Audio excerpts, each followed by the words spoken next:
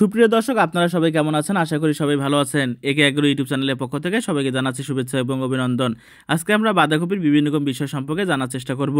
বাঁধাকপি সাধারণত তিনভাবে চাষ করা যায়। একটি হচ্ছে আগাম জাত, দ্বিতীয় হচ্ছে মধ্যম জাত এবং তৃতীয় হচ্ছে নাভি জাত।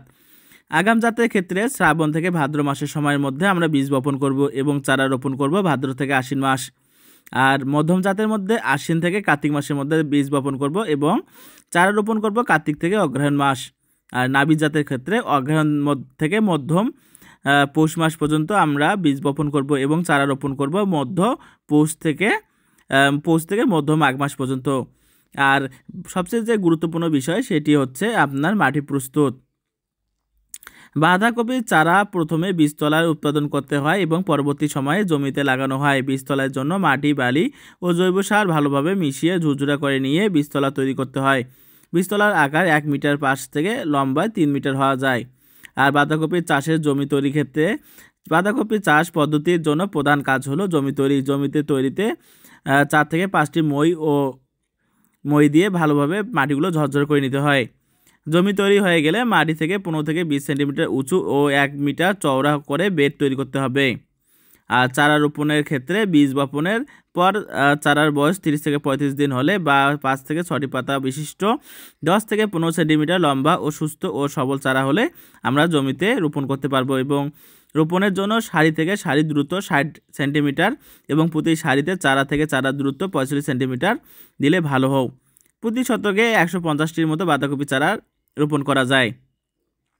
আমরা জানি ভালো ফলন পেতে হলে জমিতে প্রধান যে বিষয়টি লক্ষ্য রাখতে হবে সেটা হচ্ছে পরিমিত সার প্রয়োগ। এর কোনো বিকল্প নেই। জৈব সার ব্যবহার করলে মাটির গুণাগুণ যেমন বজায় থাকে তেমনই পরিবেশ ভালো থাকে। জমিতে ভালো ফলন পেতে হলে রাসায়নিক সার নয়, জৈব সার ব্যবহার করতে হবে। বাঁধাকপির জন্য প্রতি শতক জমিতে 125 কেজি গোবর সার, ইউরিয়া 1 কেজি, টিএসপি 800 গ্রাম, এমওপি 650 গ্রাম সার দিতে হবে। জমি তৈরির সময় সম্পূর্ণ গোবর ও টিএসপি সার প্রয়োগ করতে হবে। ইউরিয়া ও এমওপি সার 2 কিস্তিতে চারা রোপণের 20 থেকে 25 দিন পর একবার এবং 30 থেকে 40 দিন পর আর একবার উপরিভাগে প্রয়োগ করতে হবে।